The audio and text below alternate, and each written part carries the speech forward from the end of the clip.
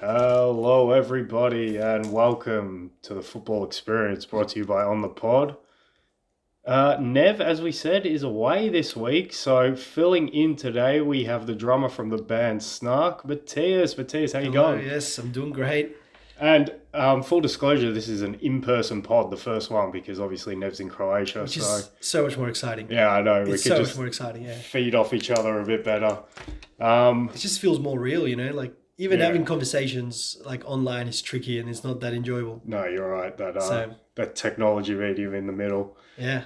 And I understand that you're very excited to talk about the upcoming season, so very happy to have you here. Yeah, And man. I guess the place we need to start would be what we saw on the weekend at the King Power in the community shield. Funny that was in the King Power too, right? It was, and you know what? I actually kind of enjoyed it because you know at Wembley, like the fans feel so far away It's from the true. pitch. Yeah. The King Power felt like kind of intimate. There was Yeah. banter between the two clubs.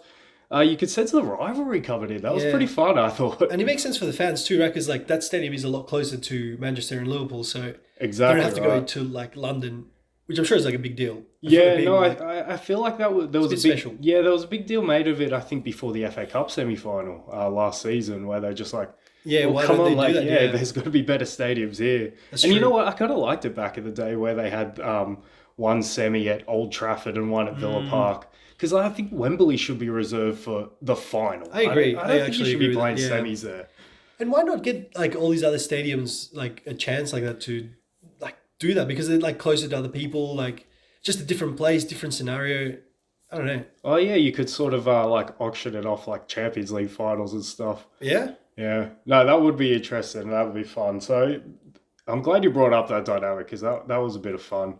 And I guess I just want your thoughts on what you saw in the game. What was notable for you in watching that game, and yeah, just take it away and we'll go from there. yeah. I mean, the game was exactly what I wanted to see. Just an exciting game, right? It was fun to watch. It was. There were moments where I was like concerned because City were just keeping the ball so well. They were moving it around, and yeah, they looked like they had chances to score so many goals. City, but we were just like the same Liverpool that I've seen so many years now. That like just really strong in moments, and in those moments we take advantage and we score some goals. We missed some goals too, like, but it was just exciting. It was like City, you can't stop them playing 90 minutes, and we didn't. But we took our chance as well, and I don't know, it was just good game.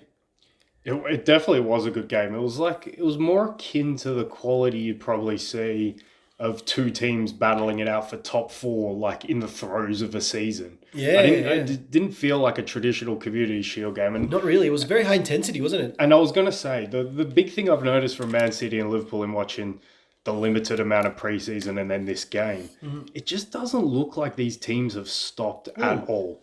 They have just continued through the summer, and they are just the fitness levels are top on Yeah, both these teams. Liverpool almost look like the same team, yeah. and I feel like City are a little bit off, but they'll be But gearing they'll up get because better. Guardiola Yeah, traditionally loves to do that. yeah. You He remember never does last well at the season, start of the season, yeah, does you he? remember last season they lost the Community Shield to Leicester, and then they lost the first game of the season against Tottenham. So That's right.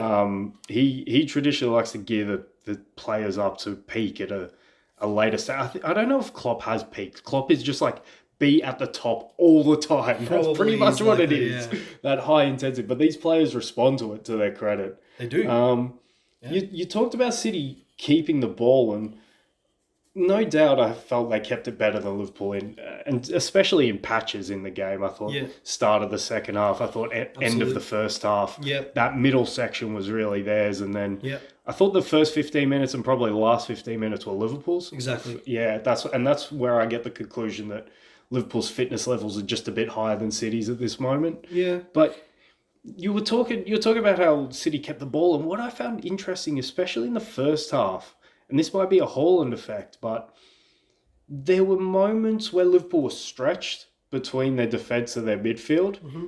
and City got the ball into those spaces. I remember one goal kick from Edison. I don't know how he did it, but he picked out De Bruyne in the pocket between midfield and Yeah, defence yeah, yeah. from a goal kick. It was And it was they had all the incredible. space, so he was everything in front of him was there. And De Bruyne just took it down and then started driving with the ball. But where I found it interesting was that space between defence and midfield, because City, to me, looked, I don't know if it's a Liverpool trap, but they sort of, in that moment, because they can go forward and make chances, they want to go forward and make chances, and it jeopardises their control on the game. So because they want to go forward and make chances, because you've got that chance now, you've got Haaland who's more direct, runner, and you've got De Bruyne who wants to deliver those balls all the time. So you've got the chance to do it. But then if it doesn't work out, then Liverpool have space and they counter on you. Whereas traditionally what we'd see from City is we'll keep the ball in this area, we'll wait for support to get up the pitch, and then we'll just keep you on the edge of your own box. Correct. And I thought in moments City missed the chance to do that, because when Liverpool get pushed back, I don't think they're a sensational team. No, I don't think not at all. they don't defend particularly well in their own box, and then they struggle to get out when they're pushed back. When the wingers are pushed deeper, they really do seem to struggle. It's true, actually. Yeah, teams can contain us really well. They need the vertical space. Yeah. They need lots of space between the lines, and they need to be allowed to leave Salah and Diaz and whoever's up front in those spaces. When they're asked to do defensive work, Liverpool can be pushed back and really struggle to get out. Yeah. So it's just something interesting I noticed. I don't take too much credence because it's the first, well, it depends which way you want to look at it. For a Liverpool fan, it's the first competitive game of the season. For a City fan, it's the last day of pre-season. So exactly. But so you don't take too much from it, but I always like to see little things. I remember a couple of seasons ago, I think in the last Community Shield, these two teams played. City scored from like a free kick where it was sort of like maybe 40 yards from goal. They just played it sideways and then chipped the next ball into the box. And I remember thinking they've cottoned on to something that Liverpool did. But I also remember thinking, like, why would you give that away in the Community Shield? Why wouldn't you save that for later in the season? Because I just thought now Liverpool know what you're going to do from the set piece at that moment. So that was just an example of little things you look for in the pre-season. But would that happen this game, you're saying? Well, I'm interested to see how, if City approach this game maybe when there's more on the line, when there's league points or maybe even a Champions League tie, do they look to exert the control on the game and get that support up the pitch and then really sort of keep Liverpool pushed back and pass Liverpool to death in those moments? Or do they want to play that toe-to-toe? We're going to go at you, you're going to go at us, let's play. I guess it depends who's playing and what they're playing for. I guess because it's like the Community Shield, both teams are not going to go out there trying to defend or like do like ugly football for a win, you know what I mean? They just want to go out there and just play their best football, and the other team's going to play their best football, and you just going at each other. Because it doesn't really matter whether you win or lose as long as you go at each other, you know? Is Pep football ever ugly though? Like not really. The way they defend is keeping the ball, so they'll just pass you to death, and most people love that. It must be good being a City fan and watching that team and feeling like, yeah, that's my team. I mean, it's great being a Liverpool fan. I mean, Liverpool agree, you're damn great at the moment, but City are just like that little bit better, unfortunately. They are. I would say for a league format, they are. Champions League is a different beast. That's true. That is true. So that's an interesting one. And obviously, Liverpool have Anfield, which is also like extra special. Yeah. And if you look at the results from last season, City wanted to play this way against Liverpool, toe to toe. Yeah. And they didn't win any of the ties against Liverpool. The only win went to Liverpool in the FA Cup semi-final, and the other two were draws. Yeah, all draws. So is it the best move going forward? And if not, I would have maybe expected to see Guardiola at least try it in moments, but that'll be interesting. Do they go toe to toe with Liverpool when they play each other? Who knows? It's going to be that's like a very exciting thing about this league is the City Liverpool rivalry, isn't it? And like the games that those games they're always good games. Well, maybe not always. There's been some that have been okay, but they're always like pretty decent. I feel you were closer to right with the first. They're always good games, especially last season. Yeah, just incredible.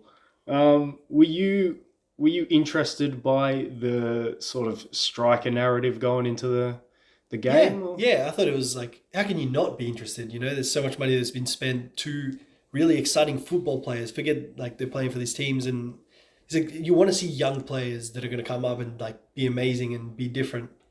So yeah, it was great. But I always knew that. First of all, I thought that Haaland was going to win the duel of the forwards, but I also knew that it wasn't that important. It's not like it's just a thing that you think about, but not necessarily affects anything. You know, who's really going to be better? It doesn't matter who scores the first goal or who scores the more goals, whatever. Like, it matters at the end of the season. All that matters at the end of the season, I guess. I thought it was important. It was more important for Nunez than it was for Haaland. Yeah. So I agree with your statement there, and I think Nunez getting off the mark there that early was quite important. He was so happy and he excited was so to score, happy, and I guess it's a nice day. You do get a bit of silverware at the end of the day, and you it's a good way to start your career, like at the club. Exactly right, and I have no doubt that Haaland will be a success because he's just such a beast. I think I was saying it to Nev last week that I know that the popular commentary has been Haaland has been brought in to tip them over the edge in the Champions League. Yeah. But for me, it's actually the other way. I think he makes some strong favourites in the Premier League because the type of player he is, he's still so young. He's built like, I don't know, a Norse god, isn't he? He looks like an animal. And and I think that those two factors make him sort of a machine-like, which makes him very good for a 38-game season. And the Premier League loves strikers like that. Well, the Premier League has been making a huge deal about Haaland, and rightly so. I mean, man, it's exciting. It's interesting to think, like, how often does the Premier League actually have players touted like this? Because you've thought more. Personally, I've thought for ages now the Premier League has been the best league. Yeah. But when you think about the real superstars, they haven't really played in the Premier League. Yeah, it's usually Spain, isn't it? Spain takes all of the the biggest. Recent years, France as well. With PSG, true. Yeah. Very strange, but... And before that, I thought Italy.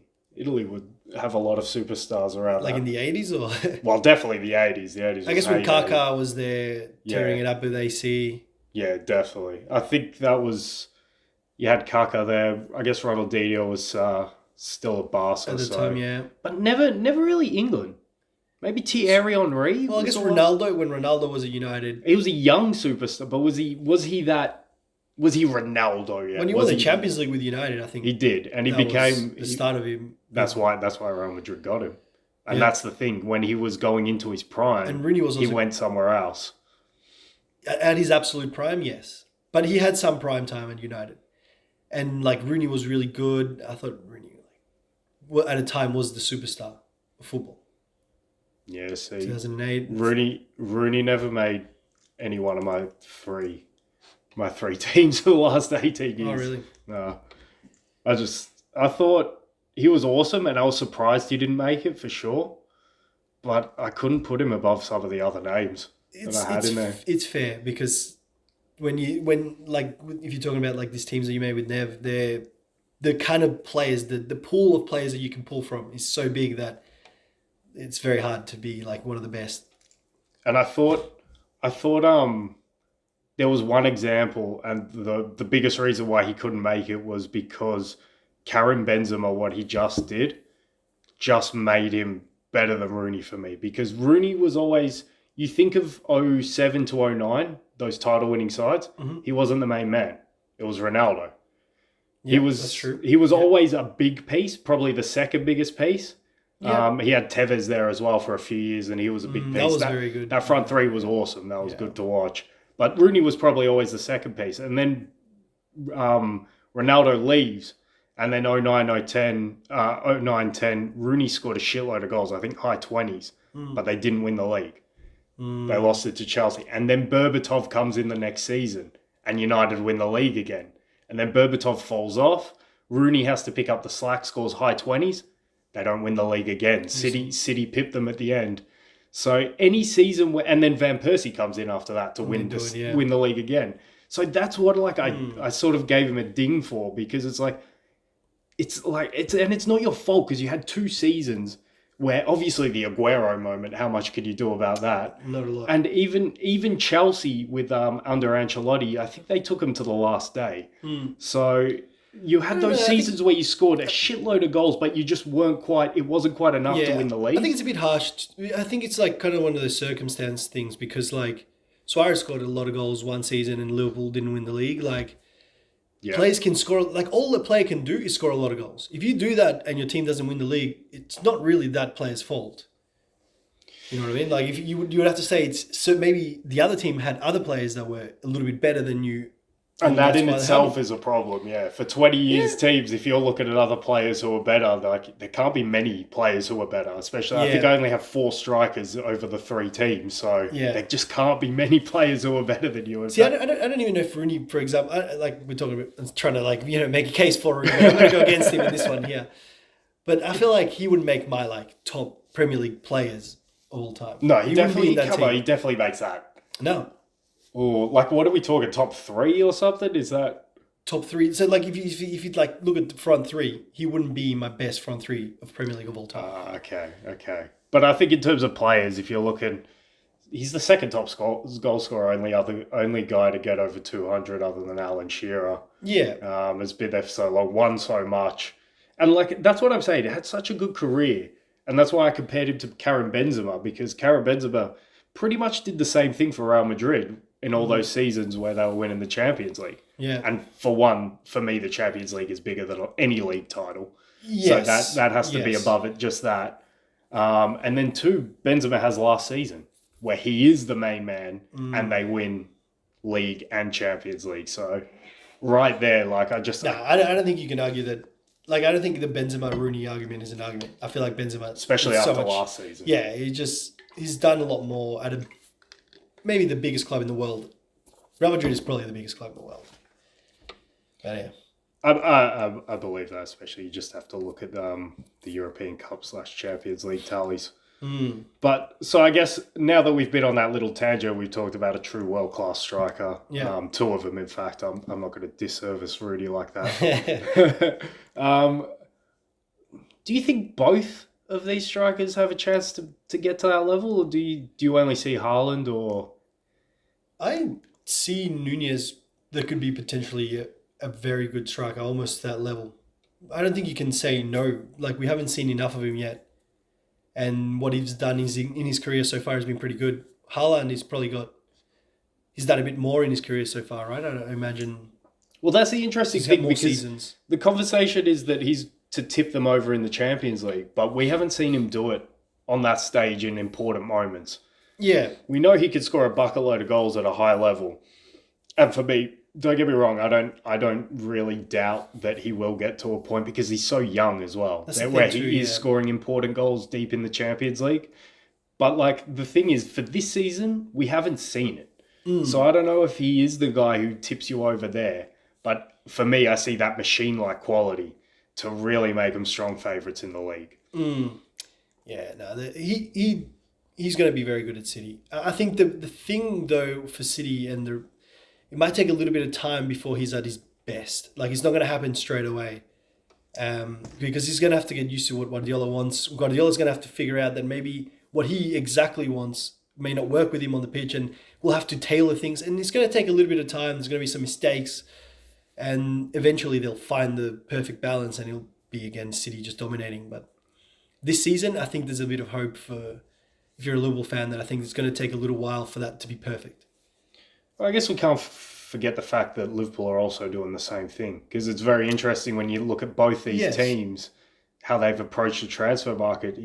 It's almost the same. They've almost done the same thing. Yeah. They've gotten rid of a genuine, probably second or third star in the attack in Sterling and Mane. Yep. And they've brought in physical, lead the line number 9s. That's right. Who they've never played with traditionally before. So both these teams have sort of added this dimension, and they want to be competitive even with this now, and just see who can adapt it quicker. I don't know. What a rivalry! It's so good. I know, and I guess if you want to take anything from the Community Shield, well, so far you got to say that it's 1-0 Liverpool, because Nunez looks like he's adapted in a bit quicker. Haaland could have had a goal or 2 as well.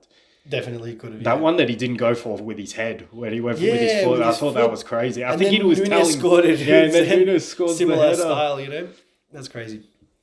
So I guess when we're talking about these two teams, do you see anything else? Are you? I can sort of tell from your reaction that you're super excited to see this rivalry continue Yeah. this season. Absolutely. Do you see these two teams being not just... So I'm guessing you see them being the top teams in the Premier League. Yeah, without a doubt. Do you see them being the top teams in Europe again? Yes.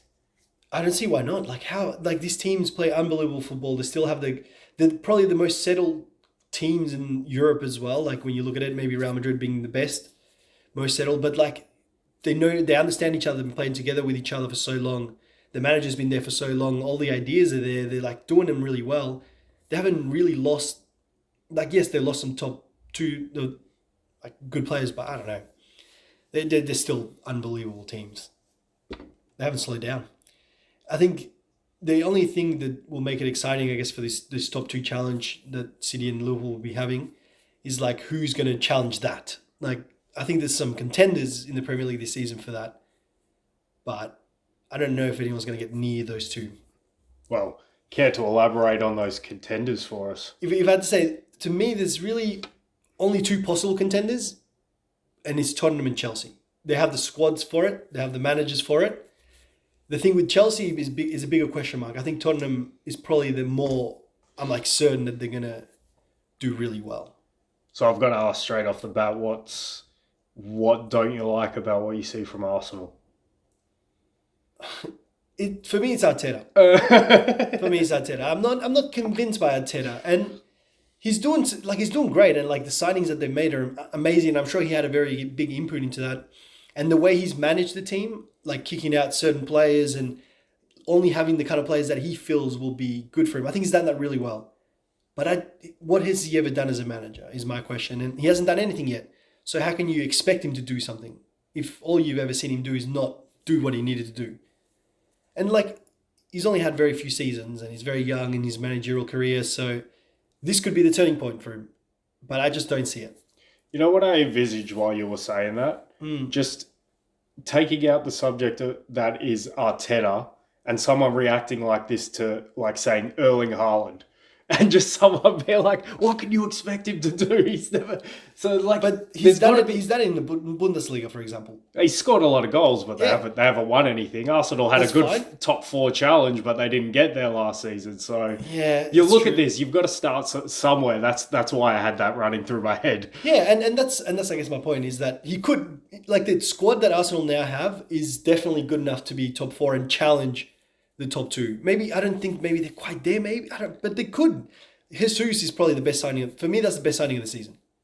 Yeah, I think it's right up there. I mean, Haaland for the price they got. Haaland for the price is was true. A pretty special signing. Nunez to be decided, but a lot of money in that bracket. Definitely in that bracket for sure. But Jesus, what a signing that is, like the perfect striker for Arsenal, really. And you touched on it. And probably a big pro for Arteta that I was missing towards the end of last season was his ability, because of the Man City connections, to sign players from Man City. That's true. So you look at Zinchenko and Gabriel Jesus who are coming in, and I've been waiting forever for Jesus to have a breakout season. Will this finally be the season? We'll see. I thought as soon as Aguero left, I thought he would step up and be the main man, but City never really played with that striker. They never gave him the real chance. He never really started in the bigger games. And it's always that catch-22. Which way was it? Was it because he wasn't good enough to start in those games, or was he not given the chance? That's what remains to be seen now. And let's see if he can take it to the next level at Arsenal. Unfortunately, he won't have the ability, the opportunity to take it to an even higher level because they don't have Champions League football. But I know Nev was quite bullish on Arsenal to win the Europa League this season, and I think they'd probably be a good shout for that. Yeah, maybe. Yeah, the Europa League is such a... I can't speculate on it this early in the season. I only take interest in it maybe like round of 16 onwards. Yes, really. absolutely. Yeah. Group stages and stuff, it's like, Yeah, surely Arsenal will get through the group stages. And if they don't, it's calamity time and probably Arteta's gone or something. But yeah, maybe. Well, it depends if they're doing well in Premier the League. league. Yeah, that's true. And... see, that's why I was quite taken aback, because I don't think you and I make any... we don't hide the fact that we're not convinced by Arteta. No. I think a bit of the theatrics and the way he deals with the media and... he wants to be the top man, doesn't he? Yeah, he just wants it so bad, but he just doesn't see it. Yeah, he just does... He's just got a bit more bark than bite at the moment. Yeah. But maybe if he turns that around this season, gets top four, has an impressive season, then he can start to back up a bit of the theatrics. But I was surprised to hear that you didn't put them, because for me, I think it's Tottenham and Arsenal. I think Chelsea, and look, Chelsea could prove me wrong because this is a very early season. There's a lot of negativity around Chelsea at the moment. Yeah, and a lot of change and a lot of maybe turmoil's the right word, but a lot of unsteadiness. It's like it's not a steady ship. Yes, unsteady is a very good word for what's going on at Chelsea, and it's just amazing their I don't know if you can call it strategy, but the fact that they've pretty much let all of their centre backs walk at the same time. I think it was just circumstance. Like the club didn't sort out the contract, and then by the time everything was falling apart for the club, the players are not going to stay around for that. They want to go to Real Madrid or Barcelona. Like, well, the Christensen one, just the fact that they were already losing Rudiger would have meant I would have tried to keep Christensen. But I'm sure he was already wanting to go to Barcelona. Yeah, I know. I'm not going to cry about losing Christensen. I am going to cry about losing Rudiger. Yeah, for sure. He was one of the top. But look what they got though. They got Koulibaly, which is Now here's the problem. They for me, Chelsea would be cemented as the third best team if they got Koundé. But the fact that they lost out on Koundé to Barca, and it looks like they're probably going to lose Azpilicueta there as well. Yeah.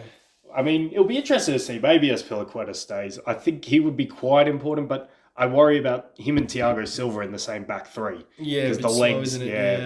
Where's the legs there? And Koulibaly while he's great, I don't think he can cover for that kind of lack of speed. No. So if they got Jules Koundé, I think it opens up their opportunities to play with a back four, but also just makes them so much more steady at the back. Back four, and then Thiago Silva on the bench. Yeah, Thiago Silva's, for me, he's too old. He can play in a back three, definitely. Yeah. But even then, like, is this the season where it finally catches up? I don't want him playing 38 games in the league. I want him playing maybe like 23, 24. Yeah. I just feel he's too old to be putting in that workload and then expect him to deliver in Champions League as well. It's just it's way too much football, I feel. So because how old is he now? He's like 38? He's pushing 40, yeah. Something like that, right? Yeah. So that's another thing. Like Thiago Silva at this point of his career is maybe, while he's excellent on the pitch, he's only there maybe 3/4 of the time, unless you want to risk that injury. So So Chelsea letting all those centre backs go and then only really having Thiago Silva left is. I think they'll definitely. I think they might have just signed Cucurella as well.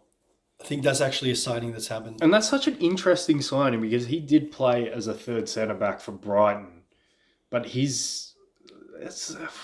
this is a completely new type of centre back that I've seen because he's. I don't think he's very tall. He might be one of those sneaky tall guys, but he doesn't look tall on the pitch. That Martinez debate for United. Yeah, the 5'9" centre back, and I guess we should touch on that at some point. But I guess if their idea is Cucurella as the left-sided centre back, and then Koulibaly and Thiago Silva, they're going to have to play very front foot football. They can't really be pushed back if Cucurella is one of your three centre backs. I don't feel, but maybe that's the answer. I was quite impressed with what he did at Brighton last season. So he looked good at especially in the big games. I really only watch Brighton against big teams, and he's always looked good. Yeah, he did. And Brighton normally look good against big teams. Yeah, they did really well last season against the big teams. Yeah, for sure. They play some nice stuff. They were never really afraid to play that. So for me, I guess in conclusion for me, Chelsea is very much to be decided. I need to see maybe 10 games of the season to see what's going on with. And they need more signings too. And I think they're probably coming. I just think that because they got rid of every single person in the club that signs players. Yeah. So now the owner is the person who's doing all that work. So he's not experienced. It's going to take some time, and I'm sure it's taken. That's why they haven't signed that many people yet, probably, and they're doing the business so late. And we didn't even address, and I'm talking about centre backs. We didn't even address what's happening at the other end of the pitch. You're talking about Lukaku? Yeah. Well, do you think Timo Werner's the man who's got to be bagging in goals for you every week? That's why they got Sterling. Do you think he's the man who's going to be bagging in goals for you every week? I think Sterling will do a really good job. I think he'll score 20-something goals this season. Just in the league? No, just in the league. Okay. Probably like all. Okay. Yeah, all competitions. Yeah. Yeah, in the Premier League, probably like 15, something like that. Mm. That's how many does he score normally? He scores about that much for City. Well, and there was 2 seasons, I think, the Centurion season 18-19, and then the next season. That was 17-18, and then 18-19, where they went 98 points and pipped us to the title. I think he was the second top league goal scorer behind Aguero both seasons with high teens, or I don't think he hit 20. I think it was high teens both those seasons. So the goals aspect is fair, but the problem is who's he playing with? He's gonna link up with, and how's he gonna create the chances in that Chelsea team? But I will say this as well about Chelsea, right? Like last season, Lukaku was pretty much absent the whole season, except for a little bit at the start. He scored some goals at the start, and then that's it. Yeah. So they never really had Lukaku last season, and they still finished third. So I don't see losing Lukaku that big of a deal for Chelsea, other than financial. Like, no, I don't see that as a problem, but centre back is a bigger problem, I would say, for Chelsea, because their defense was the reason why they did so well. And that's why I started on centre back. But at the same time, you say Lukaku's only good moment was the start of the season, and I totally agree with that. But interestingly enough, that's when Chelsea were at their best, and that's when they were either top of the league or they were hanging on the coattails of the top two. Yeah, very good point, actually. So they and Timo Werner, man, I don't know. I can't believe how bad he's been. I know. I thought he's been cursed. I thought he would be good. He looks like Fernando Torres when he went to Chelsea. Yes. Just this player who is not the player from before at all. It's like, what has imposter, happened? really. He's stepbrother.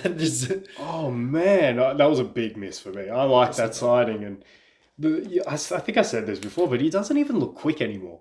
Like, the thing that you always used to love about him was he's very rapid. Fast, yeah. Doesn't even look it at the moment. So, for me, it's still interesting, but you could be right, because I think Chelsea, like we said, to be decided, they could go the way of, you know what, they win 7 of the first 10 and they look fine, you know? But they could also, for me, they could easily go the other way. Because the thing is, if it goes the other way, then Tuchel's under a lot of pressure. Well, I brought this up in one of the earlier pods as well, and I said, Tuchel doesn't last more than 3 seasons at clubs, and this is his 3rd season at Chelsea. So that's true. And he hasn't even hid his displeasure. Late last season and the start of this preseason, he hasn't really hid that displeasure. So, and I think that's a big part of the negativity around Chelsea is their very own manager is very negative at the moment, and like he doesn't hide it. Yeah. He wants people to know that he's unhappy about what's going on. And we somewhat saw that with United and Ranić when he came in and couldn't hide his displeasure. Yeah, but I'm not surprised from United. Yeah, United. And I guess, I think, so Chelsea for you, still with Tottenham. I think it's undoubted that Tottenham, most people would have Tottenham as their third they best just team in the league. signed some decently good players that are like, and they already have some really good players. And maybe defensively they have some gaps, like a centre back. Well, did you like the Longley signing from Barcelona? The left-footed French centre back. Oh, they did. Yeah, they did. Good signing. Yeah, see, I've never been a huge Longley fan, but I think he's an upgrade on probably what they've had. Yeah, you don't want to have Dyer in the back. It'll be interesting to see if he replaces Dyer or Ben Davies. Davies always fills in a role because he's a left back playing as a left centre back. So sort of like as Pilaqueta back at Chelsea, you know, when you put the defensive full back as one of the 3 centre backs, it gives you good balance. So I'll be interested because Longley's left-footed as well. So it just works. Yeah. But I've never been a huge fan, and I guess your point is, if he does replace Davies, you're still relying on Eric Dyer, and I'm not the biggest Eric Dyer, not in that central centre back. But at the same time, he's working with a manager like Conte. Maybe he learns a lot, and maybe he looks very solid next season. The thing you could say about Dyer, he looks like he's a very good professional, and I think he's very committed to being good. And it's at least he says that, you know. And how fascinating that the discussion around Tottenham that we're having right now is that they definitely look like the 3rd best team in the league. When fairly late last season, after that loss at Burnley, Conte was coming out and criticising the hell out of those players and distancing himself away from that squad. That's very true. I forgot about that, actually. Yeah, now everything's rosy going into this season, but the thing with Tottenham that they have that no other challenger to the top 2 has is 2 world-class players in attacking areas. And a really good manager. Yeah. Yeah, and a world A class manager manager. who's won some things, like he's Is Tuchel a world class manager? Tuchel is yes. a world class The manager. problem is, not He's at a on good the moment. down a little bit, isn't he? With Yeah. this team anyway. Yeah. His stock's a bit down, whereas Conte seems a bit more invested. See, and that's the thing Arteta doesn't have, and that's why I question Arteta. It's because what does he want? He's trying to compete against these really brilliant managers that have won all these things, and they got so much respect. But I don't know. It doesn't mean that Arteta won't ever do it, and it's just the question right now on him, I suppose. And a lot hinges on the Chelsea factor. We feel at this point, hey, we might be completely wrong, and I don't see Liverpool or City shitting the bed. No. But who knows? Tottenham come into the season, maybe they don't look great. I mean, anything can happen, yeah. Anything can happen because they weren't all that great even in the run-in last season. And I'll say this is one of my favourite things about this moment right now in time where it's just we're a few nights away from the Premier League starting. You're thinking about everything, all the friendlies are done. Yeah. It's about to happen and you're talking and thinking, oh, this team's so exciting, this is other. But you just never really know. Anything can happen. Injuries can happen. Like crazy things happen. You're so right. It's pure speculation at this point. We don't know. We've got to see some of it. Absolutely. And you use the word exciting, and I'm sorry to do it to this team, but one team that has not been exciting in any way, shape, or form this offseason has been Manchester United. Are they clearly the sixth best team, or do you see them actually maybe being in the if Chelsea don't play very well, do you see them finishing above them? Do you see them in the Arsenal category? Because I see them very far from... United, to me, are very far. But at the same time, they're in a transitional moment, These new managers come in. It's kind of like when Klopp came to Liverpool. He had to test out all of the players. Who's the dead wood? Who's going to do it for me and who's not? There's no need to rush and buy players you don't really want or... I don't know. To me, United have to... If you're a United fan right now, you just got to be like, all right, I just want to see what these players are about. I want to see what this manager wants, how this manager is going to play. And if he can do something even a little bit half decent with his players, that's a good season. And then next season, you want to sign the players. You want to be in a better position than you are now. Get rid of Ronaldo. Ronaldo's a huge problem in United right now. Huge. He's so toxic. I thought on the pitch he actually looked like he was trying, but it's amazing that those reports that hey, that's the main place to try. At the end of the day, that is the main place to try. That is true, but what you do around also affects the harmony of the team. I agree with that for sure, but this is so fascinating. It's just unbelievable to think about because, and I think you're right. I think it is a moment where they're starting again. Yeah. The difference between Klopp and this is, and it's not Ten Hag's fault, but what went before it wasn't like Liverpool spending 20 million on Lazar Markovic and that not working out, or even when Rodgers came in spending 20 million on Stuart Downing. This is Manchester United spending 80 million on Harry Maguire, 50 million on Wan-Bissaka, 40 million on Shaw, £250,000 a week on Rashford. These are players that they have paid a shitload of money. 60? I think Fernandes will be the one who's... I'm pretty sure last season Lingard was making more money than Mohamed Salah. Crazy. Just crazy. It's crazy to think about that, isn't it? The way they invest. But and you know what's interesting? And we're talking about, funny how we're here or here. Last season, I think Manchester United were firmly the third favourites for the league. Oh my God, absolutely. After they signed Ronaldo. This time last year, we were talking about them being challenging, I know, and it's just crazy to think where we are now, and to think that we pretty much have exactly the same players at the club that we had when we were saying that last season. Yeah, that's funny. I think the only one is Pogba off the top of my head. Who's left? Pogba, yeah. I can't think of any other players. And then a few older players like Matic and Lingard, obviously, Lingard's around the periphery. But the main core is the same team that we were saying, hey, this team could challenge for the Premier League title. That's why I feel like they're going to be fine. I feel like if this manager is the real deal, this United team will be decent. But I don't think. See, that's my problem because there's a disconnect between manager and playing group, as illustrated by the Ronaldo example. And if you can't get that guy on side, the rest of that team who sort of think that they're maybe not on that level, but they're getting paid these astronomical wages. Yeah. And they've been paid these massive transfer fees from club to club. So they must have this heightened sense of self. But this manager's, if it does go that way, this manager is coming in to rebuild and tear down. Yeah, and exactly. take those players out of there. So Yeah, figure out who's who and what's what, and like put it all together. Like, so I think I don't know. I think United. If I was a United fan right now, I'd be very excited. Like, not as in like, oh, what it's going to be a great season for United. It's more like I'm excited for this project. I'd be very hopeful that this project would go well. Because it's been a long time since United had a good project and like had good plans ahead. I'd be pissed as a United fan thinking about all that money wasted and all that time wasted and it's true. Look, and to be honest, and like I guess this is something I've stood on for a while, but I just don't think they ever really gave it a chance with this playing group in terms of manager selected. Why would you get a playing group who spearheaded by Ronaldo? Are players like Ronaldo, Varane, Maguire's a full international. This team of internationals paid huge money.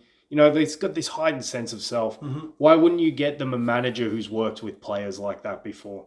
Why wouldn't you have got them an Antonio Conte? Why wouldn't you have got them a Massimiliano Allegri? Why wouldn't you have gone out and got, these type of manager for these players? But instead you gave them Solskjaer and Ranić? That's just not really doing that job. Why is there such a big disconnect there? Because this player, like, what kind of sessions does Ranić put out versus like someone like Conte, for example? If you're a top player, you want the very best sessions. You want to be going out there doing the best things. I don't know. And beyond that, just the name and the weight that it carries. Yeah, like, and how respectful you are to what they have to say. Who is this? Like, if you're Ronaldo, like, not everybody can talk to Ronaldo about football and tell him what to do. You got to be someone. He's got to respect that person, surely, to listen to the opinion, And you can sort of see that he doesn't respect Ten Hag, even though absolutely. Ten Hag has done some all right things, but it's just amazing to think of that United situation. It gets crazier and crazier every time I try and wrap my head around it. They're a very poorly run club. Yeah, let's see if that changes. Crazy. Yeah, I don't think so because nothing really changed I guess Woodward is out, but I wonder if anything will change. All I could do is wish Ten Hag luck then, if that's the case. But also, he made that decision to go there as well. So yeah. And you know what? I'm not wishing Ten Hag luck because I don't like United. So how long may this continue? I feel bad for them right now, but I know that in 2 years' time they're challenging for titles and maybe winning them. I wouldn't be too happy about it too. Yeah, no, I do tell because I saw our mutual friend the other night. And I told him, look, this shit's got to turn around in 5-6 seasons and. I wouldn't be surprised if it's on the other foot. That's how football works. Absolutely, yeah. It goes in swings and roundabouts like that. So. Yeah, you can't be on top forever unless you're Real Madrid or something like that. But I'll tell you what, our whole time growing up, Liverpool were never a better team than Manchester United, so it feels that's true, yeah. Pretty good now. That is true. I never saw Liverpool be at their greatest, and I guess maybe now have. Definitely. This might be the greatest they've been, maybe in their history. But although they did win those 4 European Cups. Yeah, I guess the foundations of Liverpool have sounded like they were pretty amazing. Yeah, especially that time frame with a lot of British clubs winning them. Have you seen The Damned United? No, I've not. Oh, good movie. You should watch that. I've heard you talk about it before. Yeah, about Brian Clough's time at Leeds. But to think that he won 2 with Nottingham Forest back to back, that's in that time frame. Aston Villa got one in as well. Yeah. British football was just dominating. Wasn't Nottingham Forest also quite good at that? It was in the 70s. It was 70. It was 79 and 80, I believe, was when they won. Yeah, they won their back to back, and it's just crazy to think a club of that size would win back to back European Cups back when it was. I guess the world was very different back then. Well, you still had your big clubs who were the biggest clubs. Yeah, but the difference wasn't as big as it is now, probably. Well, you got to think back then that only the champions of each country or the cup holders. That's true. So they won it as the champions of England the first time, and then they won it because they were the cup holders the second year that they won it. I wonder how much players got paid back then. You'd have to do a little bit of research. I would love to, just instantly have nerds right now. I don't think we'd had £1 million transfer back then. I don't think so, no. I think we were just starting to hit 6 figures for players, so... definitely different times. Definitely. Well, I got an interesting question for you oh yeah, for go the on. season. Who do you think is going to get fired first as a manager? Like, who do you think which club will give the axe to the manager first? That's an interesting question. For me, I think it'll be Lampard. I think Lampard is gone probably the quickest. Wow. Or maybe Leeds manager. Marsh, Maybe, yeah. yeah. Marsh sort of soured towards the end of last season Mm-hmm. just a little bit. Yeah. I could say Lampard with his comments in the off season. And just that squad at Everton is no good. I know you want it to probably be Lampard, given I don't know. the Everton factor. I wouldn't mind seeing Lampard do right at Everton. It does add another layer of spice because him and Klopp are not too friendly, obviously, Yeah, if you take yeah. that Yeah. touchline altercation For sure. from his time at Chelsea. I think they're both pretty good shouts. I think maybe, I don't know if it'd be a firing, but maybe if things don't take off at Chelsea the right way, then Tuchel could leave. Yeah. That was also when I was thinking, like, potentially could happen. Yeah, so out of top clubs, I think that would be one. But man, below the top clubs, it's such a crapshoot. Like Yeah. it just depends. Like you could, because you always have that team as well who start the season really well and then drop off later in the Yes, season. yes. You have the team who starts really poorly, then comes on a little bit towards the end. So Absolutely. you just don't know which way it's going to go at this point, especially Yeah. especially for those clubs. I know obviously people who are more tuned in if it's their team down there and they're following everything Of course, that's going yeah, on with like- that, then they'll be able to probably give a better answer on where their club is. But for me, looking from the outside, I do like the Marsh shout because the American aspect as well. Yeah. If Leeds don't start well, they've lost Rafinha in the summer. They lost the English guy in the midfield, the City Boy. Yeah, and Calvin Phillips, that's Phillips, that's huge it, part yeah. of their two huge parts of their team. So Yeah, they're probably the best two players, really. yeah, you're not wrong there. But they So- signed a lot of players. I think I saw somewhere that they spent a lot of money in the recent times. Yeah, I think the one of note, I think they got an American international maybe from Salzburg, obviously from Marsh's time working with Yeah. him. So I haven't really been following their transfers. But Yeah, me neither. But anyway, it's interesting. so Lampard's your shout? My Lampard would be my shout. I just can't see Everton doing well. Yeah. I just don't see it. Yeah, definitely. It definitely could pan out to be that way. So I guess focusing, and there was something you said earlier, and I want to come back to it now as we sort of try and transition away from the Premier League. And the question was, do you see Liverpool and City being the best two teams in Europe? For me, I see it that way, and I only see it that way really because these two teams have been doing it for so long now. But I think the next challenge, and it already came, because a lot of people would say Real Madrid were the best club in Europe last season, and you can't begrudge that when you do what they did.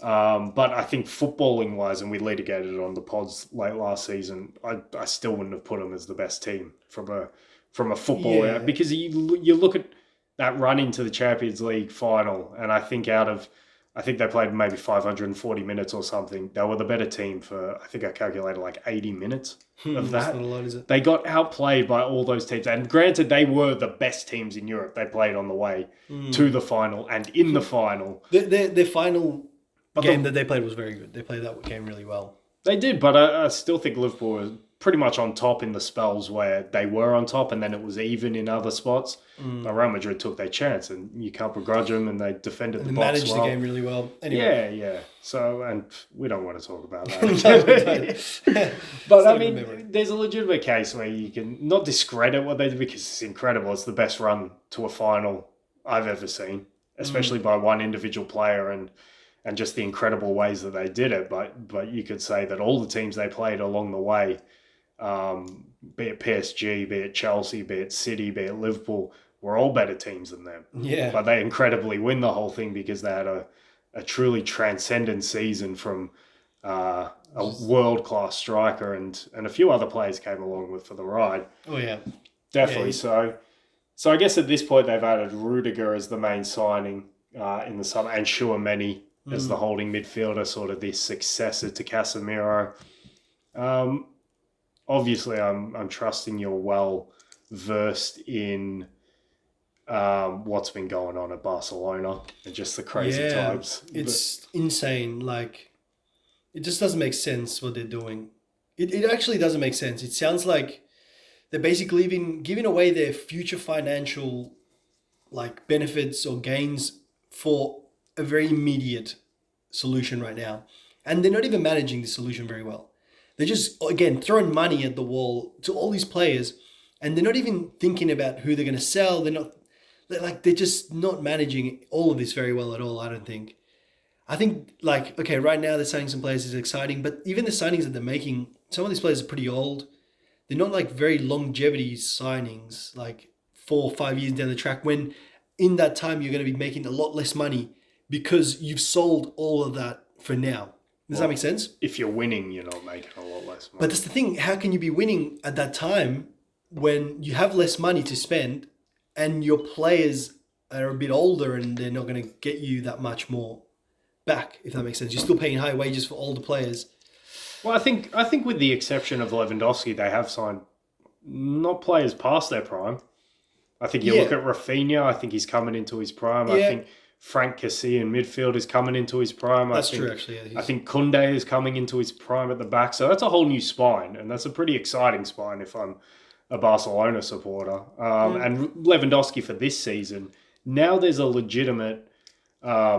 while we have the up-and-comers coming through in the Premier League in Nunez and Haaland, we've got the here and now in La Liga. Oh, yeah. And we've got the best. The two best, yeah. The two best, exactly right. So that adds another layer into the intrigue that is this rivalry, as if it needed another layer because it already is such a deeply historical, cultural, political, everything, every dimension. All good rivalries are. Well, this one in particular, this one is Real Madrid, Barcelona, I feel, goes to another What about level. Rangers and Celtic? Yeah, that's also the religious. Religious, exactly. Yeah. So it's just fascinating, but I'm fascinated by, firstly, probably, let's have more striker talk, I guess, because we haven't done it enough. But Benzema v Lewandowski, are you intrigued to see this matchup this season? Yeah, and who do you think will get the better of it when it's all said and done? I love Lewandowski so much. I think he's incredible. So I would say he would do it. He'll get top goal scorer. I think he'll get his Ballon d'Or at Barca. What would he have to do to get a Ballon d'Or for Barca? What would they have to do this season? I guess they would have to win the Champions League. But they could go deep in the Champions League, and if he's a huge part, if he's on fire like he has been for Bayern, and I don't know, and listen, I think if Barcelona sign Bernardo Silva, they're going to be one of the best teams in Europe. And Bernardo Silva, for me, is the best player in the Premier League, in my opinion. I love him the most out of any player in the Premier League. Maybe he's not the best, but in my opinion, he's the best. I could allow that. Maybe see a few more goals from midfield, but the way he played last season was unbelievable. Yeah. And I've talked about it ad nauseum, but I'll say it again. I just can't believe that a winger turned into this unbelievable number 8 in midfield who just plays box to box. He's everywhere on the park. He receives it from the centre backs. He drops deep to receive, and he's incredible. He does. He's everywhere on the pitch. Everywhere. He's so fit as well. Yeah, and his counter press is unbelievable. Yeah, you can't get the ball of him. No, you can't. Stuck to him. Yeah, it is. He's so good at that. It's insane. So that's definitely a key point. But even if you look at Barcelona at the moment, I mean, you seem excited that Lewandowski, you think, will get the better of that. And if he does get a Ballon d'Or, you've got to think Barca are going to win the league. So that's a big call in of itself, especially because you sounded so negative about... I'm just negative about... I don't like the idea that it's all rosy right now, right? They've made all these cool, really great signings but the future is so much more clouded now than it even was before because they're basically, just like throwing away their future for now almost. To me, what they're doing is... It's fascinating. It's really fascinating. Obviously, we can't have answers for it now, but... Exactly, yeah. The future will speak for itself, but... I'm so much about seeing the product on the pitch. So, obviously, the here and now. And for me, I'm more excited than I am with trepidation for this because they've got really good players. They do. I know it seems like a scattergun approach, and it definitely does, but talent can overcome all. It doesn't always overcome all, but That's it right. can. Yeah. So if this thing can click and they can get rolling, then they could go deep in the Champions League and win the league. But unlike Real Madrid, they have the flip side of the coin, where I don't see Real Madrid coming off that level too much. I think they've got enough steadiness. They've got enough experience. Yeah. They haven't changed from last season. They've got Rudiger, one of the best managers ever. And, well, definitely, arguably the best manager ever. So they've got all that on their side, this experience. Even if the young boys in the midfield in Camavinga, Valverde and Tchouaméni have to start more games this season because Kroos and Modric in particular. Okay, yeah. But they can still pass on the wisdom, play in the big games. Yeah. So you don't see them dropping off. Now I guess it's a question, do Barcelona have the heights to topple them with the talent that they've acquired? Yeah. And for me, they do. They do, yeah. And that's what makes... Look, I wouldn't say this is more interesting than Liverpool City, but for me, it might be just as interesting. Well, it's the best the rivalry has been for a little while, for a few years now, because Barcelona has really dropped off against Real. Yeah, and I would say, and I don't know if you agree, but I would say that the talent gap between these two and Liverpool and City has been bridged. Now that Real Madrid are genuine Champions League winners, and Barcelona have all this talent on their books. Yeah, no, I agree, actually, yeah. La Liga's always been Real Madrid and Barca, maybe Atletico Madrid a little bit, but you could say that they're both back in a big way. Even though Real Madrid isn't back, they've been around for a little bit already. Yeah, but I think you could say they fell off a little bit after Ronaldo left. Yeah. So anyway, they're back, and it's good. It makes the Champions League a bit more exciting when those guys are good. But yeah, definitely, and I for one am super interested to see, especially an inexperienced manager like Xavi having to manage the playing group. I was thinking that actually when you were talking about Barcelona, I was thinking Xavi is kind of like the Arteta of, but I don't know. He doesn't annoy me as much. He doesn't annoy me. I guess because I don't have to see him like square up to Klopp and be an idiot. Maybe it'll happen in the Champions League. Who knows? But yeah, Xavi he's not really proven, is he? Like he hasn't really won anything. And now he's got big players to work with. Lewandowski, arguably one of the biggest sort of egos of players in the world. Yeah. He scored so many goals. How can you not be? No, exactly right. I totally agree with that. I don't really see Atletico even challenging.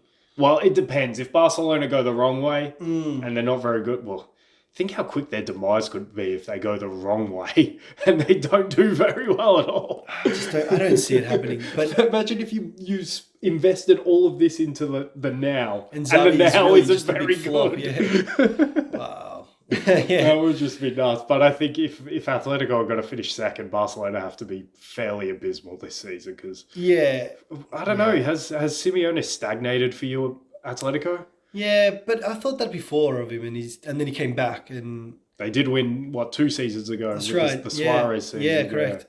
Yeah, so and to win La Liga out of Real and Barca, to take that off them is very difficult. Doesn't happen a lot.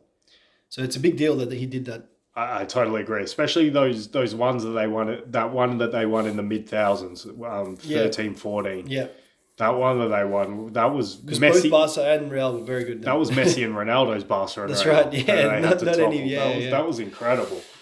Yeah, that was pretty crazy. But I guess you look at Atletico, and I think they have a fairly decent squad. Still, but they just don't look solid at the back. And how often can you say that about an Atletico team? Yeah, Simeone team.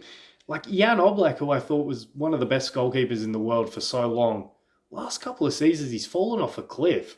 He's out of position so often. He looks flimsy coming for aerial crosses, and then they don't have a solid guy like a Godin who they've had in years past. I think Jimenez was meant to be that, but I don't know if injuries or whatever, because I remember back in the day when he played next to Godin, I remember thinking, this guy is fantastic. And he's never hit it off, but who knows? Like you say, we have thought this about Simeone in the past, so maybe this season they just prove us wrong. I think they probably have enough, but it would take João Felix in particular, I think, just going to a next level, becoming an 110 million euro player. He would have to do that. And so far, what we've seen it in glimpses. He needs to do it for a whole season because Atletico needs some sort of, like they had back in the day with the Griezmann.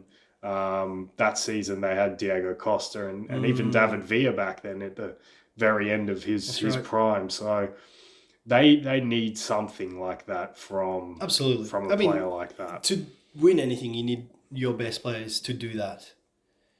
And he's probably the best player in that team now, isn't he? Like who? The one with the most promise.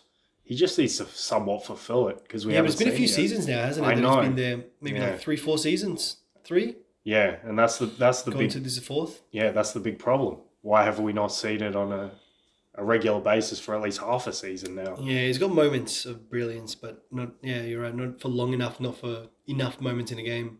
Yeah, definitely, and so I guess.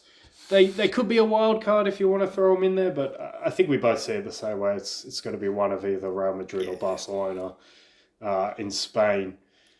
There was another national sort of pre-season trophy that went on in Germany, and that was Bayern Munich beating Leipzig in the Super Cup over there, 5-3, which I think is somewhat indicative of what I think Bayern will be this season.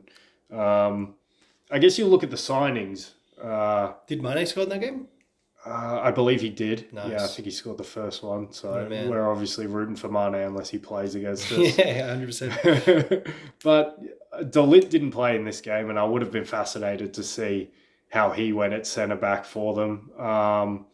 But Mane did start, and now Bayern sort of have this new look front four with Musiala starting in the front four as well, along with Gnabry. Thomas Muller just keeps rolling on. Yeah, what a man. Starting in the midfield. And I always wanted Liverpool to sign him. I think he would be such a good club player. But anyway. And I know it caused Nev a little bit of shock when I had Thomas Muller in over Kaka in my third team. And even Steph and our mutual friend as well. And I had a little bit of shock for him. I mean, it is kind of shocking.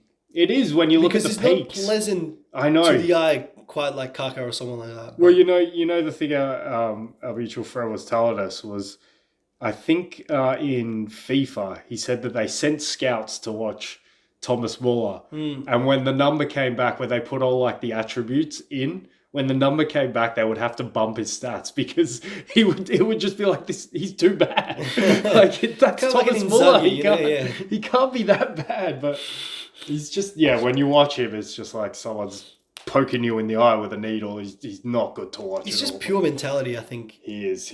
And I know it sort of causes shock because it's the complete opposite, isn't it? It's watching poetry, as our friend said in Kaka. His poetry on a football pitch. He was unbelievable to watch. So graceful, it's so like a song, elegant. like a beautiful song, yeah. Oh, and then you watch Thomas Muller. It's just like punk rock. That's what it is. But it's like chaotic. That's what I mean. Weird. It's just this weird mishmash. But I mean, I think I went for him in the end. One for longevity because Kaka had such a short peak. It was about like 3 all Brazilian players. Well, and we brought that up during the pod. I did hear that actually.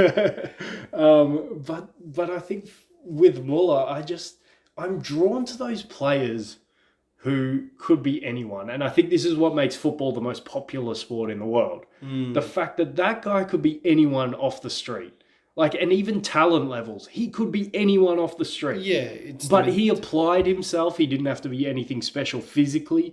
He didn't have to be anything special technically. But he applied himself, and now he's won absolutely everything in the game. Yeah. And has been one of the best players in the game for years now. Yeah. And I just think, I don't know, I'm kind of drawn to that. Someone who can be that professional to absolutely maximize everything that they have. Yeah. To be one of the world's best. Even if it's not the best that there is. Exactly right. And like the other guys, I mean, watching it, Kaka you have to take every day, but just the shortness of that peak, it just, I don't know, it doesn't, I want more of it. Like, can you give me more of that? See, if there's one player that I wanted to see more that I didn't get, and I'm very sad about, is Ronaldinho. 100%. Probably one of the best to the eye football players I've ever seen. The best. Those two at the same time nearly, or Ronaldinho then into Kaka, it was a joy for us. So at least we got 6 years of them combined. That's true, at their best. But Ronaldinho was something.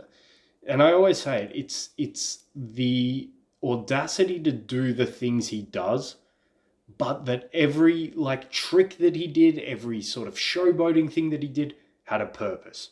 It wasn't just done for the cameras. He was going somewhere with the ball. He was doing something with the ball. And then he could blend that with the unbelievable power and athleticism. And, he was a monster. Exactly. To do all of that and never fall into that Neymar or that Cristiano Ronaldo sort of showboating mode. Like, yes, he could just do these things though, but he was still beating a player. He wasn't doing step overs just and not going anywhere. He was beating someone. He would run past someone. Make a pass to win. Or he'd do some crazy look away pass, or he'd like do a little knockdown with his back, but it would be a pass to someone. It'd be a knockdown. It was just incredible to watch. Yeah, I totally agree. The best footballer I've ever seen playing, the compilations and everything.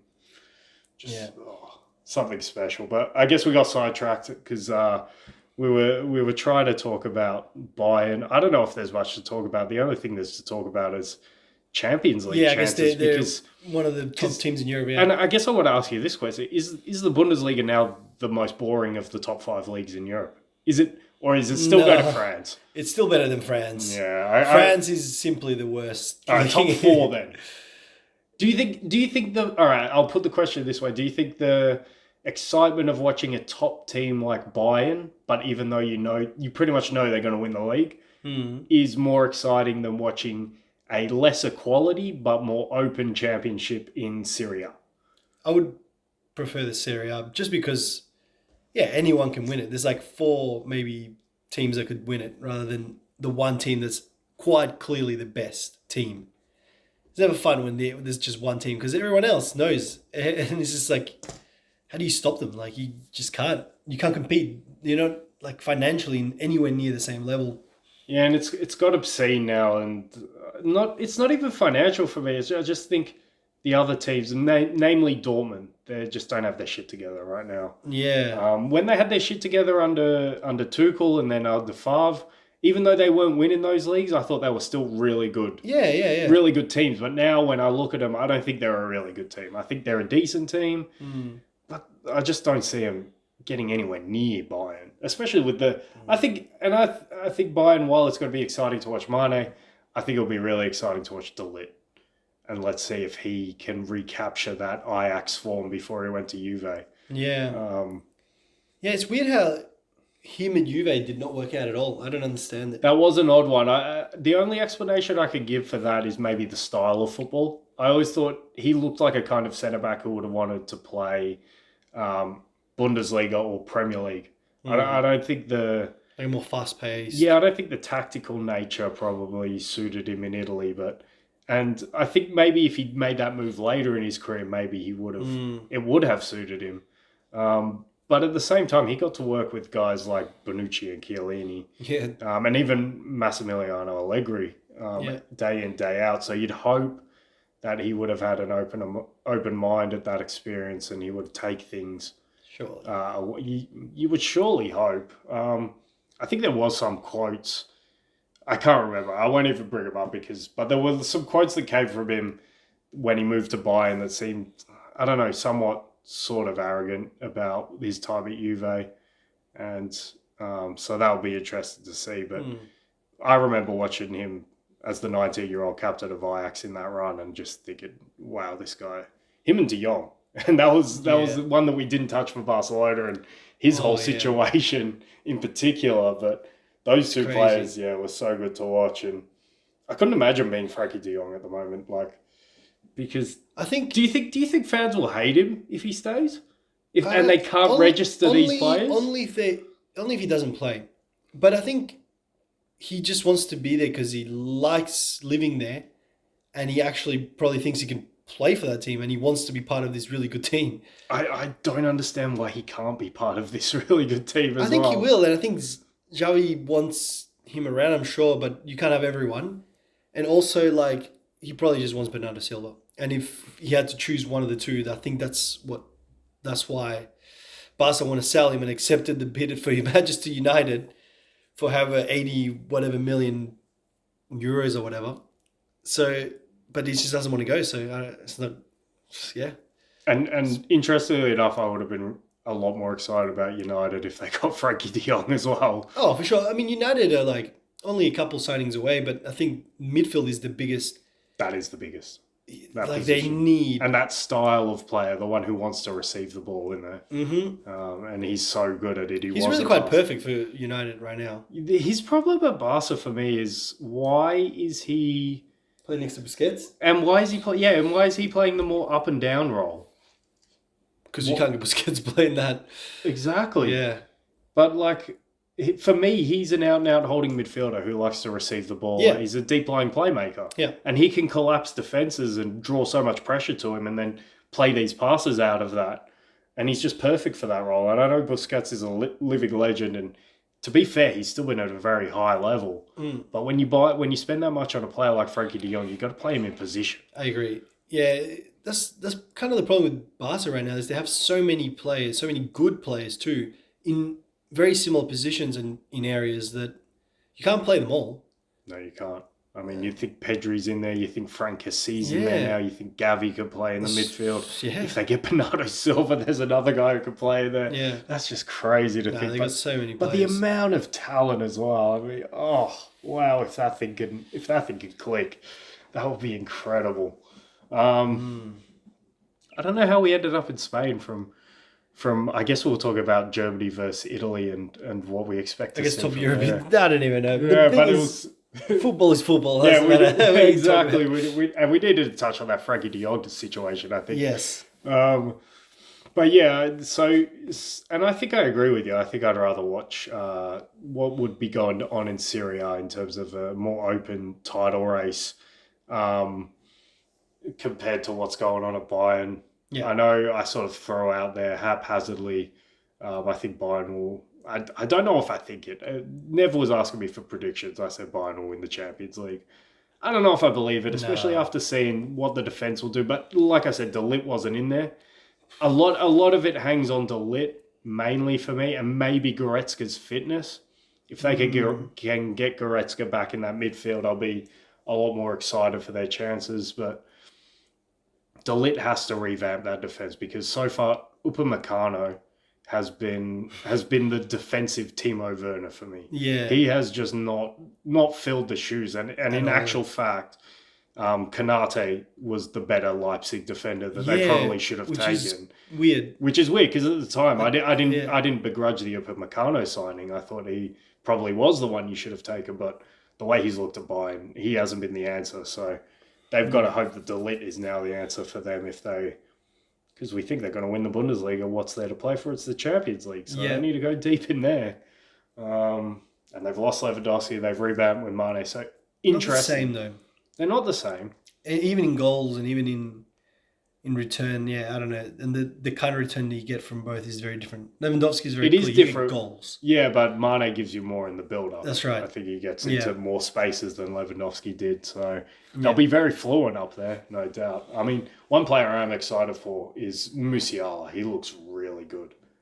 Playing as any one of those four, maybe not stocky enough to play as one of the two midfielders, but in games they dominate, he probably could play as one of those two midfielders in there. So he just looks like a fantastic player and one who I think we'll hear about a lot more. About more. Yeah, he'll be talked about more in coming years.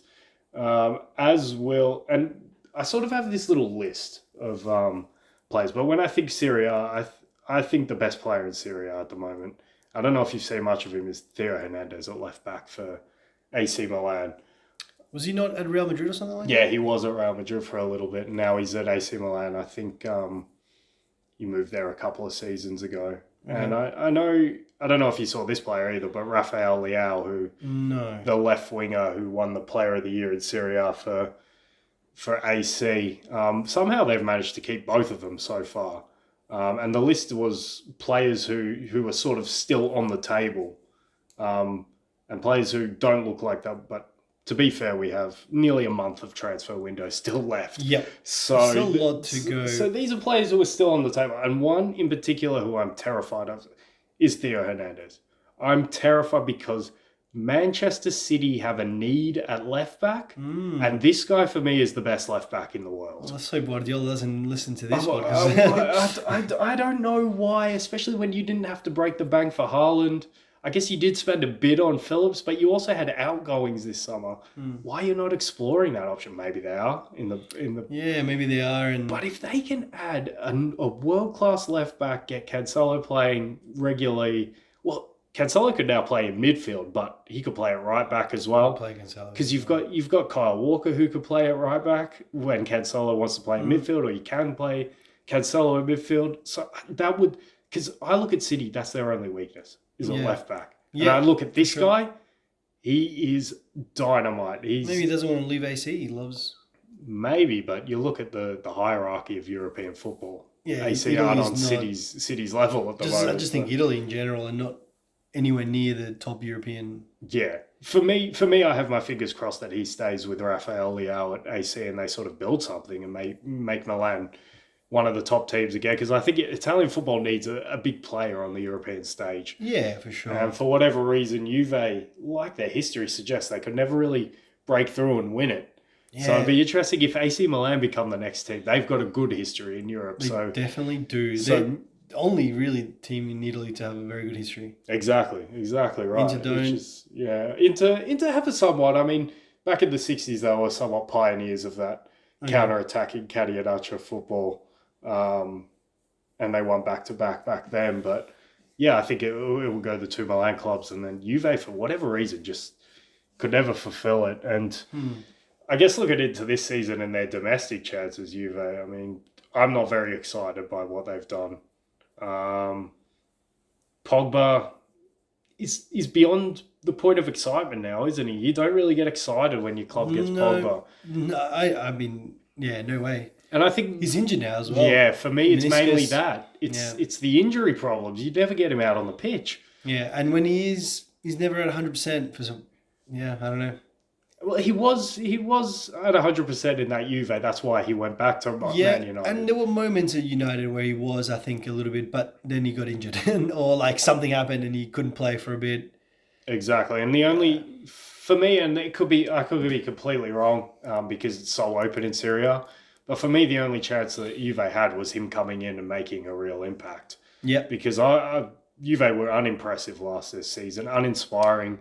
They look like a team who needs a rebuild somewhat, and they've got Allegri as a manager. Yeah, but who's not a rebuild manager. They have a few players that are quite young and like exactly, and that's why I don't think Allegri's the right guy for that. They need. I'm surprised they even went back for him, to be honest. Yeah, which is weird. Yeah, I thought once they appointed Pirlo the first time, that was the chance to appoint Allegri. I thought that the squad was still somewhat good enough for that season of Pirlo, but once Pirlo left, it was like, all right, you need a rebuild. You need a new manager with fresh ideas to come in. And they've lost a lit as well, like we said. So who are their centre-backs going into the season? I mean, are they going to rely on Bonucci for another season? I just don't see it. I mean, if they do, then they're not going to be top European team or anything like that. And that's how I see it. I don't see them. I don't even... Well, maybe... Are they back in the Champions League? Yeah, they did finish fourth last season, I'm pretty sure. So... So I don't even see them really being AC Milan's chief challenger. I see Inter. Yeah, well, I mean, now Inter got Lukaku. And he's at home. He's at home, man. He's his favourite club. Exactly. He loves Inter Milan. Yeah, if he just crazy how that went down with Chelsea. Why did that interview come out? It's disgusting. Nuts. It's just so poor from Lukaku. Yeah, it really is. And what you just got to think what possessed him to do that. What did he hate Chelsea and Tuchel that much? Yeah, maybe at the time he was not enjoying himself at Chelsea. Yeah, a brain explosion. Just let that all out in the open. Yeah, you got to be better as a professional, but the people around you, like forget you, like maybe you're a football player, you don't have to think about that stuff too much, but the people around you should be thinking about that. But now he's got agents and stuff that he pays a lot of money to. No, too right. But now, as you say it, he's back home, and Inter haven't changed much from the Conte days. No, they've not really lost a lot of players. And they haven't. Except for that midfielder that's gone to Arsenal. Yeah, so off the top of my head, I can't think of really major losses that they've suffered. So they look solid. I thought they were a good shout to win the league last season, but I think rightly so, AC Milan, when they've probably got the two standout players in Italy. It'll be interesting to see if Lukaku becomes that again when he goes back, or if in fact he does have some scar tissue from this Chelsea time. But Nah, he'll probably go back to Inter and score goals. and if he does, I think it's another great shout to win the league, maybe Yeah. topple AC Milan. So Yeah, Juve probably. need to put something together to be into that top three. Oh, Roma's maybe another one who are building something, who can Yeah. maybe do something. I know there's a lot of fanfare around it. They've obviously got Dybala in. Tammy Abraham Did had you a really see good sign. how they welcomed Yeah, Dybala? Nevin went off for it as well. It's crazy, isn't It's it? like as if they won the league or something. You literally got this guy who failed at his last club. Like, Well, he had some very good seasons in the middle. He was a yeah, very good he had some player. very good seasons, But recent times, yes, I'll agree. He and has all you can judge someone is for the recent times. Like, you can't just be like, 5 years ago you were amazing. Yeah, if now it becomes you're not that so long, good. yeah, exactly. But I mean, that goes to show sort of the frenzied atmosphere that Mourinho has been able to generate at Yeah. the club. So how far can that take you in the league, really? In what is, I'm as sure we've said, is Italy a wide being- open Yeah. Serie A. And I think about Italy, right? Like, Italians, they wear their hearts on their sleeves, and the league is probably very much like that. I mean, I haven't lived in Italy, but I can imagine that it would be very much like that everywhere you go, like intense, passionate. So it's got to have some meaning. And Roma is a big city, so yeah, it'd be interesting. Yeah, definitely. Dark horses of Italy. I guess you could even put their city capital rivals in the mix as well, because they haven't lost Ciro Immobile or Sergej Milinkovic-Savic. So they've still got two, for me, close to world-class players, and maybe that's enough in Serie A. You don't really have the world-class players, and they got a good manager. I believe Sarri's still at the club, so But Lazio, I don't think the they defense is never good really, enough. yeah, then That's they don't my have the problem squad, with do them. they? Yeah, the defense just isn't there, and I don't think they've been able to upgrade. We expect. Oh, I guess Napoli for Serie A are still strong, but they've lost two huge pieces of their squad last season in Oh, yeah. Koulibaly and Insigne has gone to Yeah. MLS. So, I can't believe that. I know, that's nuts, isn't it? He's such a good player. Bernardeschi went to Toronto as well from Juve, so I don't know what it is with these Italians, and just like, I could have another 3 seasons of being a good footballer in Yeah. Serie A, but I'm going to the MLS. Yeah, I guess. Yeah, it's just a lifestyle choice, I suppose, more than anything. Yeah, and probably a pay packet a little bit. I imagine they're getting good money at where they were. Yeah. I wonder how much MLS is paying players. Do they have a lot of money, these clubs? Yeah, I'm not sure. Maybe like those marquee spots they open up a fair bit of money for. Yeah, okay. I know a lot of the European players like Toronto for some reason. I wonder if they get big crowds at the games. I think MLS is on the up. Yeah, it definitely sounds like it. I mean, they're signing some good players. Yeah, and they got a lot of teams now as well, because the great thing that they have over us in Australia is they got such a big 150 market. million people. Yeah, they got a massive market, so you Yeah. can keep building that game over there.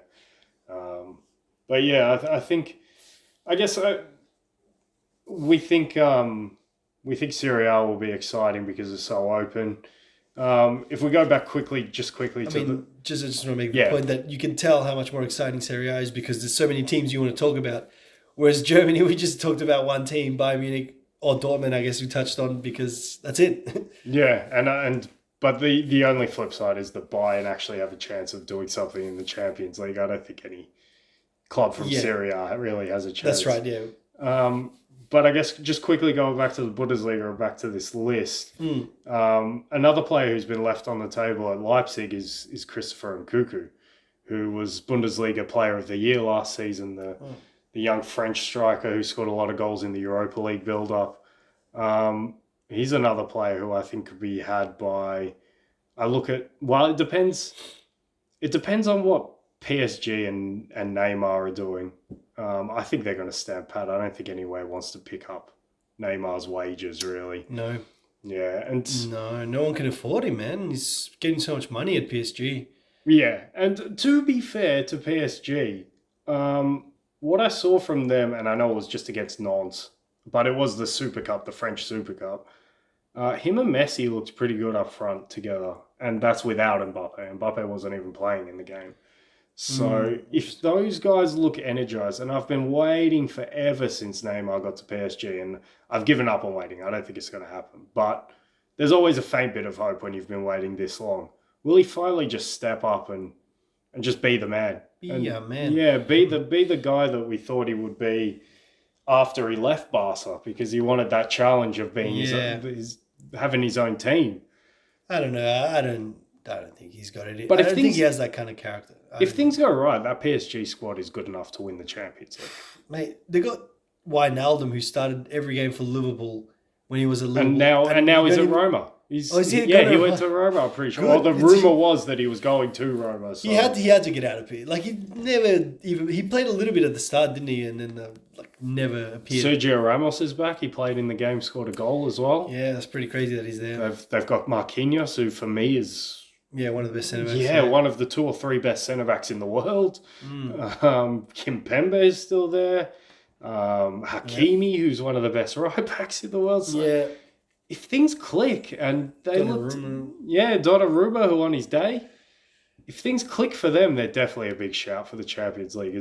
Yeah. I mean, who took him out? It was Real Madrid, wasn't it? So, and again, they should have won that. They were the better team for the whole of the first leg, and then up until the last 30 minutes of the second leg. Yeah, I don't think there's ever been a team that's deserved the Champions League more than that Real Madrid team. They beat all the best teams in Europe.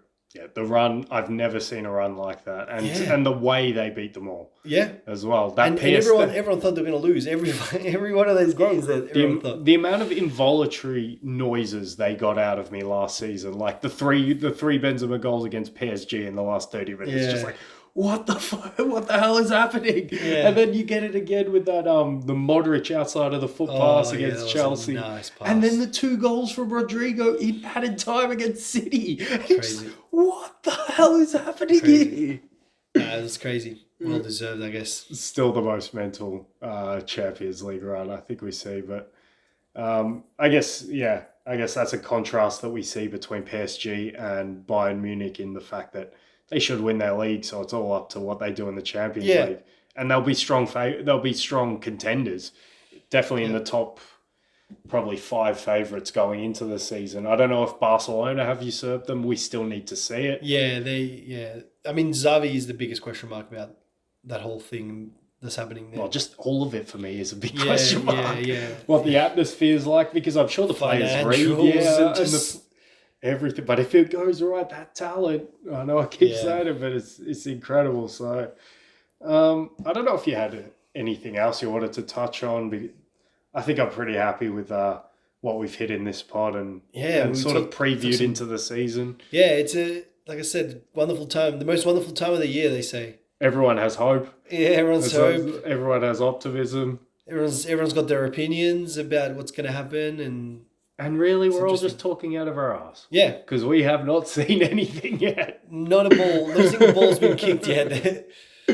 But it's also like an exciting season too, with the World Cup being in a strange time and everything. It's a very unique season this season. That's a very good point. I need to do I need to dive deeper into how the fixture list is affected by that, because I haven't really looked at it yet. And I think that will definitely play a part some point in the season, especially you think of a Mo Salah, for example, players who are going to the World Cup. How beneficial does that break become for them now? Yeah, what about for Haaland? Exactly, another one. So City and Liverpool have arguably their main guys not going to the World Cup. So many interesting questions. Is Netherlands in the World Cup? They are, aren't they? I believe they made it. But so many questions to be answered, and we're only going to get that when we finally get to see some football, some competitive league football. I guess this is the opportunity before the season starts, and we can probably do it again at the end of the transfer market. But your predictions for each league in the Champions League as we stand. In the Champions League? And the Champions League. And the Champions League. So each league, each of the top 5 European leagues, and then the Champions League. So you want me to say that right now, I'm guessing? Yeah. Who do you think's going to win? We'll go with La Liga to start. Who do you think's going to win out of there? Oh, Who do I think or who do I want? No, who do you think? Not who you want. But go both. Tell us both. I definitely want Barcelona to win it. I mean, I just like them better. But, yeah, I don't know. I think Real Madrid will probably... No, I'm going to say Barcelona. Ooh, I'm going to say for Barcelona. both. Nice. Because it's very close. It's very tight. Yeah. And I want Barca to do it, so I'm just going to say Barca. Serie A? Serie A, I'm going to say Inter. Ooh, Inter. Yeah, I think that was my Lukaku's call gonna as be, well. Yeah, if he comes back the same. Yeah. Obviously, Germany. Yeah, Bayern Dominant. Munich. Oh, not Mönchengladbach? I was going to say Leipzig, actually. France, we go PSG. Yeah. So the big one left is the Premier League and then the Champions League. I think Liverpool are going to win the Premier League. Wow. So like what happened that last time we just narrowly missed out. By a point, yeah. Yeah, my only problem was City fell off a cliff the next season. They're not going to fall off a cliff this They're not season. going to fall off a cliff. I just think that Liverpool are going to still be really strong. We're going to find a new dimension with these new signing of Nunes. I think we have some young talent that is very exciting that is going to help in parts of the season. And I think City are going to be... They're going to have to change their ways a little bit. And I think it's going to be a little bit of a stumble. The minor stumble that you need, like 2-3 points, 4 points, something like that will make the difference, like it always does every season against City and Liverpool. And that's what we're hoping for as Liverpool supporters. Absolutely, yeah. So the big one, the Champions League. Champions League. And there's so many options here. This one's probably the most interesting one. God, the Champions League is so tricky. You know what? I'll give it to Manchester City. City. So Nev went with City as well. Obviously my head tells me City because it's just the obvious choice, but Yeah. I can't get over the lack of history and the fact that I just don't want them to win.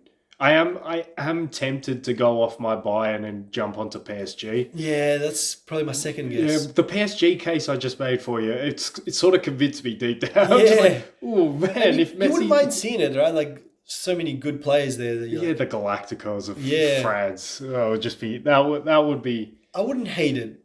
I think I would prefer seeing that than City winning the Champions League, but... And then we go into a whole nother dimension of the Messi discussions, don't we? Really, if he can win one at PSG and be a key part of that. Yeah, that definitely puts some respect on his name. And there's 3 players. I mean, Neymar as well, if he could be a big part, but Mbappe, yeah. go to the next level. He already is.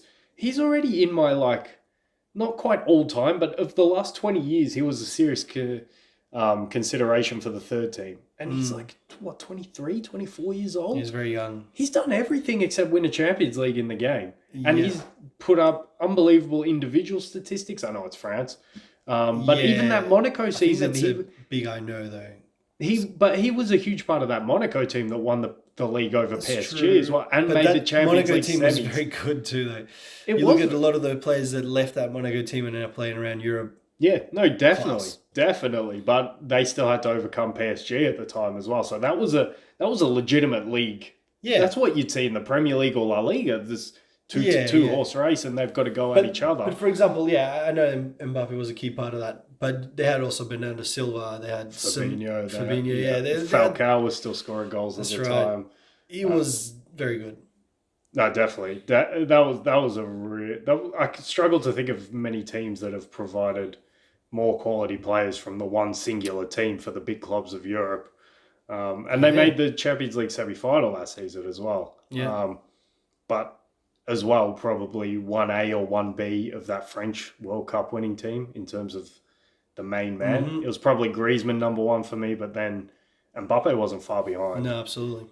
So to have I accomplished... guess Pogba, to be fair... Pogba was a big part of that as well. too. Yeah. But to have accomplished all of that with the statistics he's already had, not And just so in young. not just in goals in Ligue 1, but in the Champions League as well. Yeah. He's the real deal for sure. He is the real deal, and he's just... I think I was joking with our friend of ours the other night on just how we always talk about the clause that he has say in what goes on there and stuff. It's like, you know what? If United had the opportunity to have to give Mbappe the earth and the moon, you'd do it because he makes you an instant contender. If you get Mbappe at your club, I know it's not just him, but it's the knock-on effects.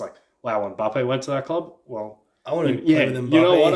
I wouldn't mind going there. Yeah. Midfielders with that range of passes, like, oh, Kylian Mbappe is the guy I'm looking for with the ball. Yeah, sign me up. Yeah, I wonder how that's going to turn out for PSG and Mbappe. This whole and how much input he will really have, and how he will affect the club if he is going to have that kind of power. Yeah, it will be interesting to see. It'll be interesting to see if he actually uses it, because I just think, and I've said this before, I just think it's an understanding that you normally have with your star player, but the difference is they've just put it into writing. And the fact that they had to do that sounds yeah, a little it's petty. interesting. Yeah.